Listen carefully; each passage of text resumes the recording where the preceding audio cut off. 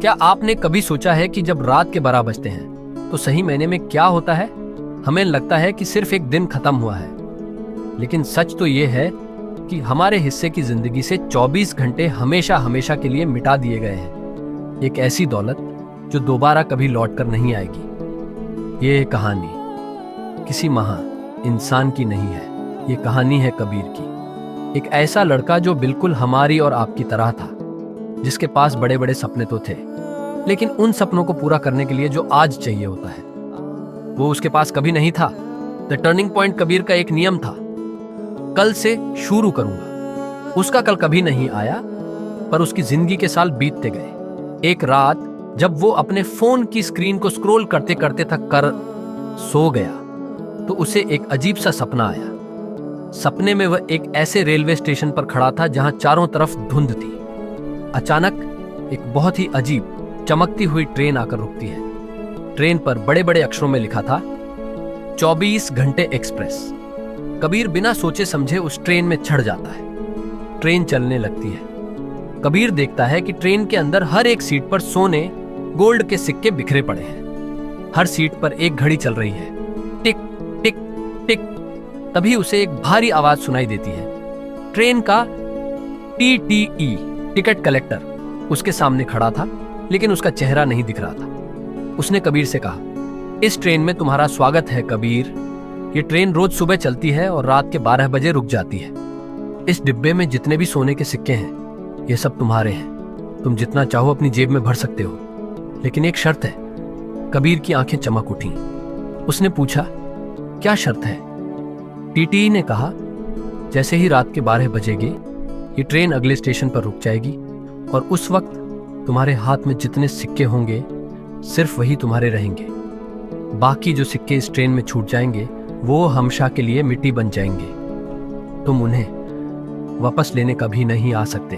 The realisation Kabir सीने की खुशी से पगल हो गया। उसने सोचा, ये तो बहुत आसान है। लेकिन जैसे ही उसने सिक्के उठाना शुरू किया, उस ट्रेन की खिड़की से बाहर कुछ नजारे दिखने लगे। कहीं पर लोग लड़ रहे सर्टन थे, कहीं कोई सस्ता तमाशा चल रहा था, तो कहीं पर दोस्तों की महफिल जमी थी। कबीर का ध्यान भटक गया। उसने सोचा, सिक्के तो बाद में भी उठा लूंगा, पहले थोड़ा बाहर का नजारा देख लेता हूं, अभी तो बहुत समय है। वह खिड़की से बाहर देखने में खो गया। थोड़ी देर बाद उसे थकान महसूस हुई तो उसने सोचा, चलो थोड़ा सो लेता हूं। उठने के बाद जल्दी जल्दी सारे सिक्के भर लूंगा। कबीर सो गया। टिक टिक टिक घड़ी की सुइयां घूमती रही। टाइम बीतता गया। अचानक एक बहुत बड़ा झटका लगा और कबीर की नींद खुल गई। चारों तरफ अंधेरा हो चुका था। उसने घड़ी देखी, रात के 11:55 हो रहे थे। सिर्फ 5 मिनट बाकी थे। कबीर के हाथ पैरों कांपने लगे।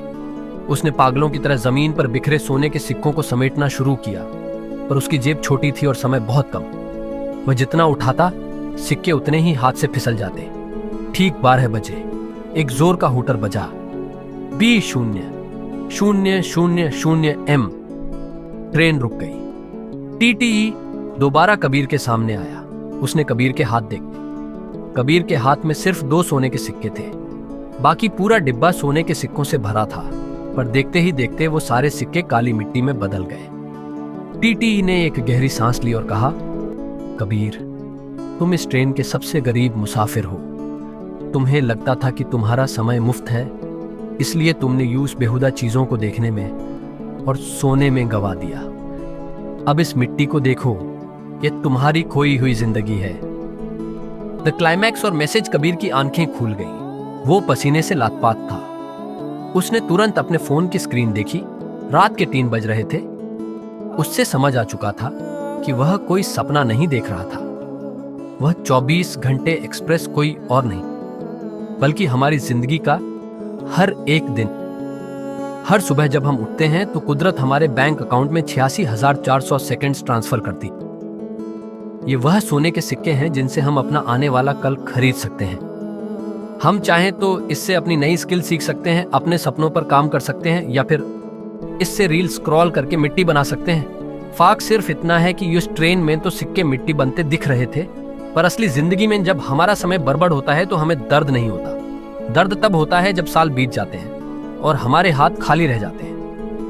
दोस्तों, कबीर की कहानी सिर्फ उसकी नहीं है। आज से पहले आपने कितने दिन मिट्टी में मिला दिए, उन्हें भूल जाइए, क्योंकि इस ऑडियो को सुनने के बाद आपकी ट्रेन का एक नया सफर शुरू हो चुका है।